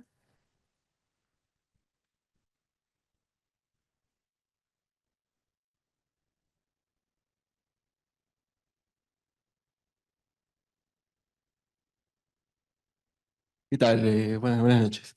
Por ahí un poco en lo que decía el doctor Radiboy, que hablaba de cárceles sobrepobladas y considerando que también la función del derecho penal es penar. Entonces, ¿tiene sentido la pena si no se cumple con los fines preventivos, a veces hablando de cárceles sobrepobladas, y tampoco se cumple el fin resocializador de la pena? ¿Tiene sentido la pena considerando estos factores? Bueno, justamente es uno de los temas que hoy está en debate. Esa forma de cumplimiento de la pena, esa forma de ejecución de la pena, lo que lleva es a preguntarnos esto. Eh, Fundamentalmente respecto a la respuesta que da el sistema. Hoy hay más injerencia, si se quiere, de lo privado que de lo estatal respecto de la resocialización de las personas que egresan del penal. Nosotros hoy tenemos o estamos llevando a cabo un programa con particulares que se han ido acercando al penal como para, en principio, como en el penal hay talleres, se empezó llevando trabajo, los internos hacen un trabajo muy meticuloso porque tienen todo el tiempo del mundo, eso los distrae y entonces están a gusto con llevar a cabo determinadas cuestiones. Por ejemplo, nadie sabe que los carteles acá de prohibido estacionar o de radar vigila, etcétera, se pintan en la cárcel este, por encargo de la municipalidad. Eso les genera un peculio también al interno. Pero, y a posteriori, estas personas que se han acercado respecto del fin resocializador de la pena, dan esa gran mano que es la de tener un trabajo apenas egresan, ¿no? Porque supongamos que estamos en una cárcel de Suiza o de Holanda o donde quieran, del primer mundo, en donde la persona realmente es sometida a un tratamiento de readaptación brillante. ¿Y qué pasa si cuando sale la única forma que tiene de sustento es volver al delito? ¿No? Entonces, en ese sentido, el Estado está ausente y a veces la pena, que ya se cumple en condiciones desfavorables, nosotros hoy le llamamos las colmenas, algunos calabozos. Acá tenemos la desgracia, por así decirlo, que la cárcel de acá, la de Villa Floresta, es de principio del siglo pasado y entonces tiene más o menos de altura estos techos, ¿no?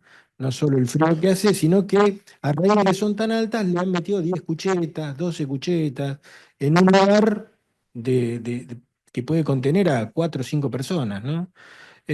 Todas esas cuestiones, al momento de trasladarlas a lo que son las reglas, fundamentalmente de los tratados internacionales, porque veíamos que respecto de la Constitución, por ahí más o menos, bueno, si hacemos la vista gorda, sanas y limpias más o menos son, no se aplican castigos corporales, no hay pena de muerte, etcétera, etcétera. El artículo 18 estaría cumplido. Ahora, los tratados internacionales que hablan de readaptación social, que también es todo un tema, ¿no? El tema ese de readaptación social respecto de a qué nos referimos cuando hablamos de eso, ¿no? Porque si eso implica imponer a un detenido eh, cuestiones o principios morales, éticos, ajenos a él, realmente estaríamos yendo también en contra o sometiendo o considerando al interno como una cosa a la cual se le tienen que internalizar cuestiones que no tiene interés en hacerlo. Tuvimos un caso, para que se den una idea, hace un año y medio, dos. Nosotros la Defensoría la tenemos separada o dividida en lo que es la Secretaría Penal y la Secretaría Civil. De la Secretaría Civil me llaman y me dicen, Pablo, ¿vos sabés qué está pasando en el penal? Porque ya vinieron 2 o 3 mujeres a pedir autorización para casarse con un detenido. Parecía que había como una epidemia de matrimonios, ¿no? Y averiguando nos damos cuenta que había un agente del servicio penitenciario, que era el encargado de las visitas, que les estaba exigiendo que para tener visitas íntimas tenían que estar casados, tanto los hombres como las mujeres. Bueno, interpusimos ahí en principio un habeas corpus correctivo respecto a esta situación. Después esto se transformó en una mesa de trabajo y un poco la explicación de este jefe de las visitas era que, bueno, no, que se producían, lo quiso tirar para el lado práctico respecto de que a veces había internos que citaban a más de una persona y entonces había peleas. De hecho, había ocurrido, sí, una persona había apuñalado a otra, ¿no? Un interno que había citado a 2 novias el mismo día. Entonces se había suscitado esa situación. Pero en el fondo, el trasfondo que había era un poco, y esto nosotros citamos a la Secretaría de Derechos Humanos del Ministerio de Justicia de acá de la provincia, para que participara de esa mesa y pusiera las cosas más o menos en orden. El trasfondo era un poco, mire, usted no puede tener relaciones si no está casado. Esto se le puede internalizar como readaptación social a una persona privada de su libertad. Entonces, sin meternos en esa cuestión, hay un montón de cuestiones respecto de lo que es el tratamiento, que en estos casos, por ejemplo, hoy la sobrepoblación, para que se dé una idea, no permite que todos puedan acceder a cursos en talleres, a cursos que después le dan una salida laboral. Eh, Independientemente de que siempre hay una franja y está el pabellón de los que llaman cachivache, ¿no? Que no quieren hacer nada y que cualquier readaptación social sería prácticamente imposible. Imposible, pero sí hay gente que se está quedando afuera, que quiere aprender, por ejemplo, a arreglar celulares, que quiere aprender a arreglar computadoras, que quiere aprender a hacer masas, qué sé yo, tienen la panadería también, chapa y pintura. Hay un montón de cosas que los internos hacen que tienden a esa readaptación, pero el estado de hacinamiento que hoy tienen las cárceles hace que eso sea imposible. No sé si contesté más o menos la pregunta, pero en ese sentido pareciera como que la pena hoy en algún punto no llega a cumplir esa función y entonces sí, ahí me enrolo en la línea de los que consideran que es contraproducente.